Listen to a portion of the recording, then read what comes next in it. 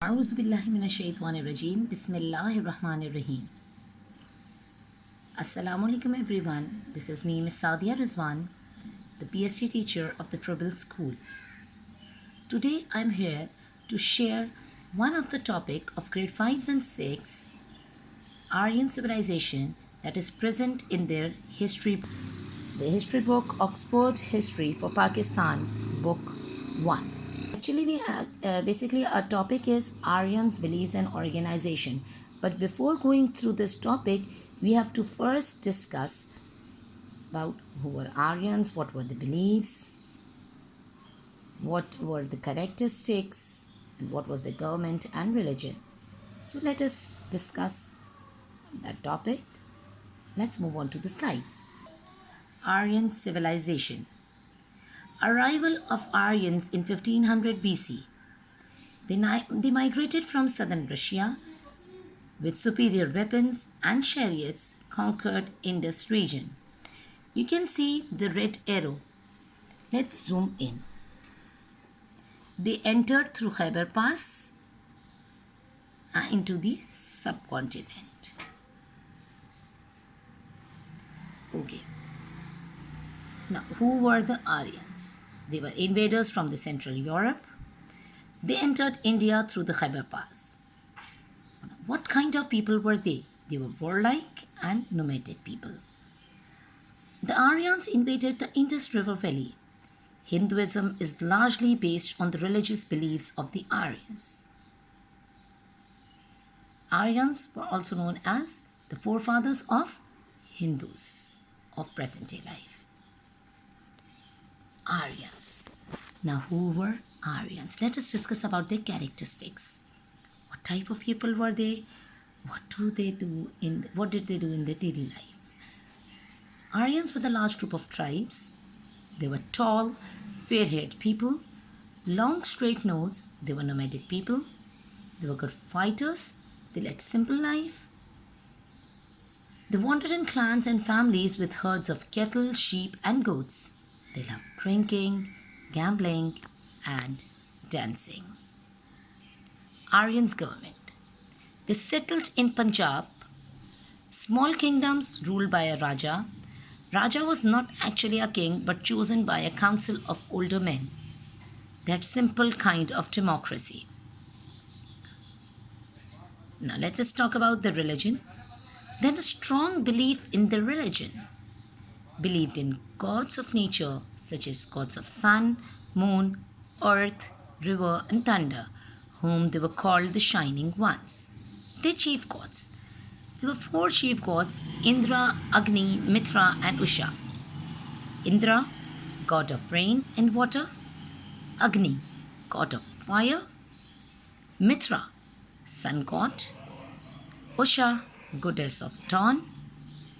They had no temples, no statues of God.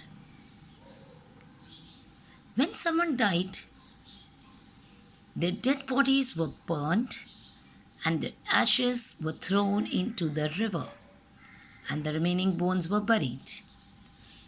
In the present day life, we can see Hindus are also following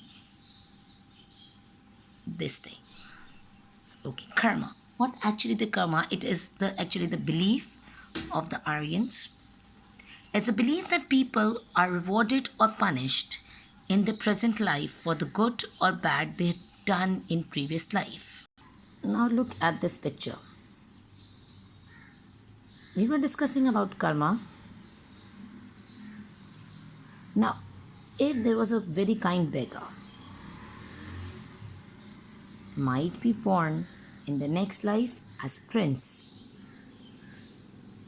But if he was a wicked ruler, in his next rebirth, he might return as a peasant woman. Now the Rig Veda. It's the religious book of Aryans people. It was actually the collection of hymns and prayers to the gods. Hymns were collected in Punjab about 3000 years ago. But they were not written down for over 2000 years. During this period, they were memorized and passed on by word of mouth by the priests. Actually, it was the first religious book and remained the most important in the Aryans' religion. Now let us move and discuss about the caste system of ancient India, or you can say the caste system that was divided by the Aryans according to their color or creed. They divided the people into four different castes: Brahmins, Kshatriyas, Vaishyas, and Shudras. I repeat: Brahmins, Kshatriyas, Vaishyas, and Shudras. In the early days, the Aryans were divided into colors mainly according to the work they did. They were priests, leaders, soldiers, craftsmen, farmers, musicians, and so on and so on. The top group was Brahmins. They were priests, or you can say the religious leaders. Below them were the Kshatriyas, who were leaders, princes, and soldiers. Next were the Vaishyas, who were craftsmen, traders, farmers, artists, and lower officials. And finally, the Shudras, untouchables, who were workers or servants.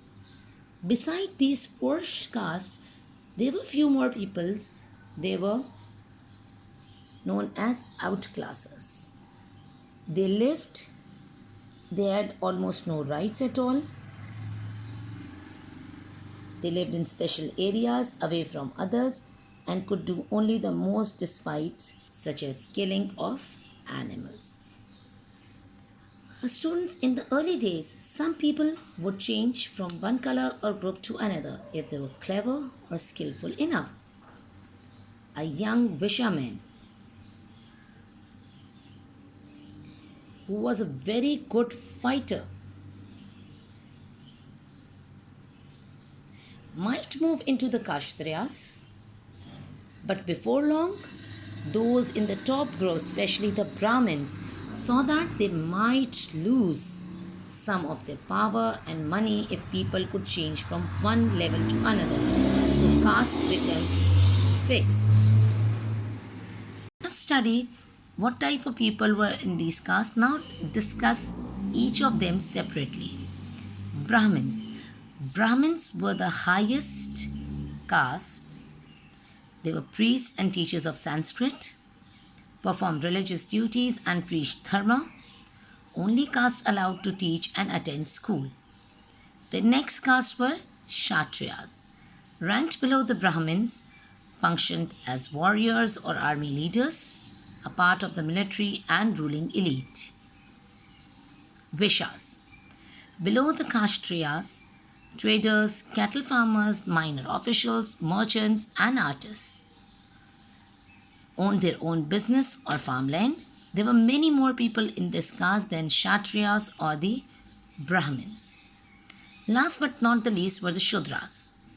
Below the Vaishyas, servants and farmhands were included in this caste. They did not own their own land and businesses. They were employed by the members of the higher caste. It was the most populous caste of that time. This was all for today. This was all for today. I hope you have understood well, and take care, and Allah Hafiz.